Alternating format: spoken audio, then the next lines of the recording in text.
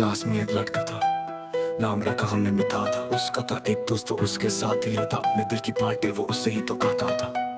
जब टूटी उसकी दोस्ती वो आया हमारे पास, हमसे वो कहता हम दोस्तों में खास अच्छा समझकर हमने उसको दोस्त बना लिया था। लेकिन उसने हमको ही धोखा दे दिया था। नाम उसका माथा, हम कहते उसको स्वीट। जब भी हम बातें करके वो कर देता था क्विट। जिससे टूटी दोस्ती वो आया उसके पास, लेकिन उसने मना कर दिया कि पूरी हो गई आस। अब वो क्या करता, उसका कोई नहीं था दोस्त। एक दिन उसका ही गया था बहुत ही बड़ा लॉस। उसने खो दिया था अपना बहुत ही प्यारा दोस्त।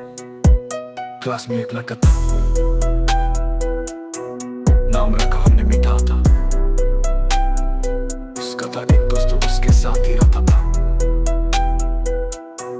अपने दिल की उसकी बात आता। जब टूटी उसकी दोस्ती वो आया हमारे पास। क्लास में एक लड़का था, नाम रखा हमने मिठा था।